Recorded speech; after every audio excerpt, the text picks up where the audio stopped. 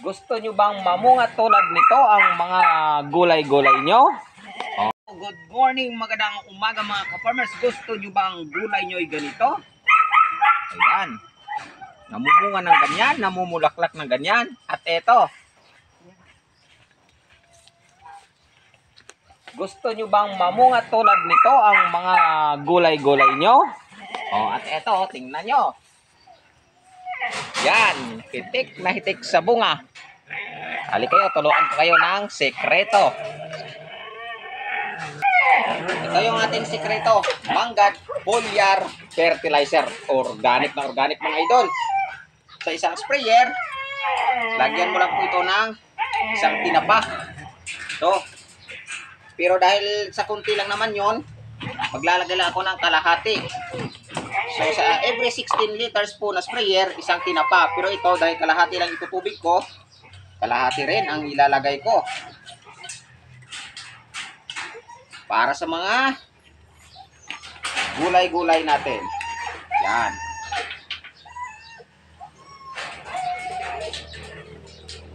Yan, kalahati lang.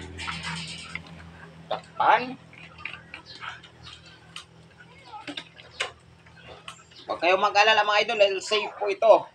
Dahil sa organic na organic, kahit mahawakan mo man, hindi ka maaano. So, lalagyan natin ng tubig. So, mga ka-farmers,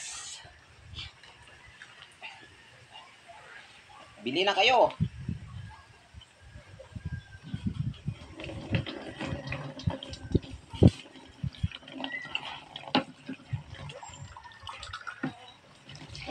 Pwede nyo itong gamitin sa inyong mga palayan, gulayan, at mga bulaklak o halaman.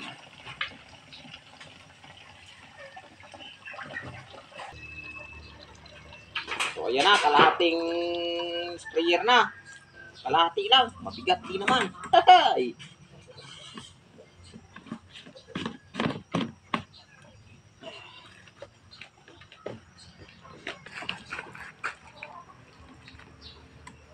So, let's go sa guna mga idol.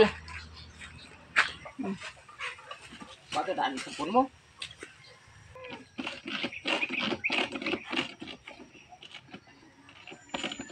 Bumba, bumba. Bumba, bumba mo.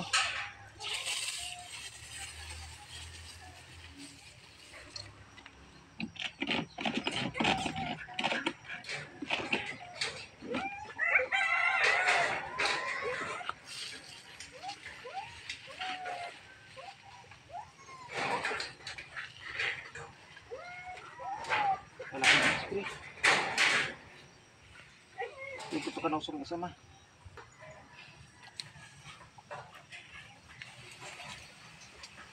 Yan, spray mo lamang po yan sa mga dahon-dahon.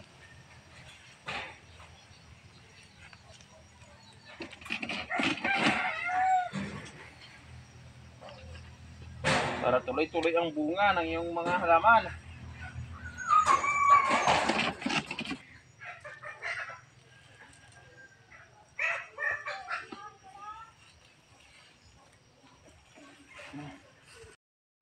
At ito pa tanim na mother. Patula. At alugbate.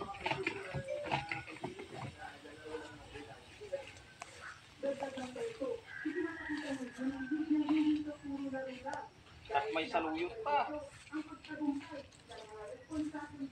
May sibuyas pa.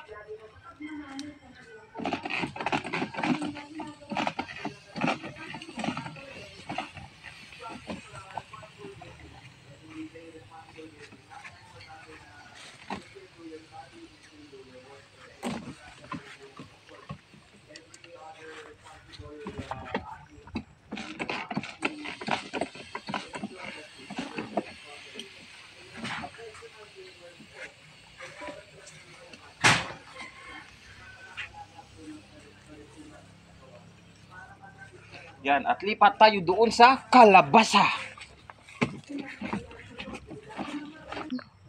So ito yung epekto ng Manggad Foliar Fertilizer sa inyong mga pananim. Yan, oh.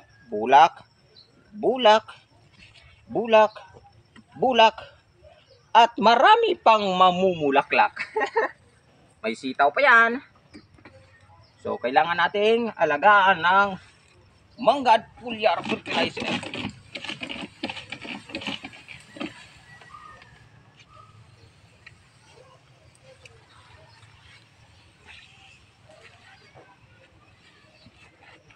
Pati puno, barada na.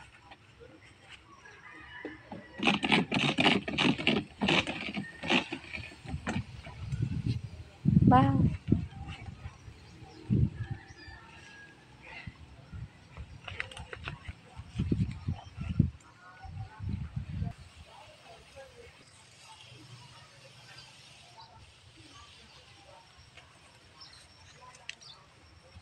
Yan o, may paunang bulaklak na. Ang kalabasa ay bunga. So ayan mga idol, kung gusto nyo ng organic kong pamamaraan sa inyong mga halaman, Manggad Foliar Fertilizer na mga idol. Walang halong kimikal, puro organic lang.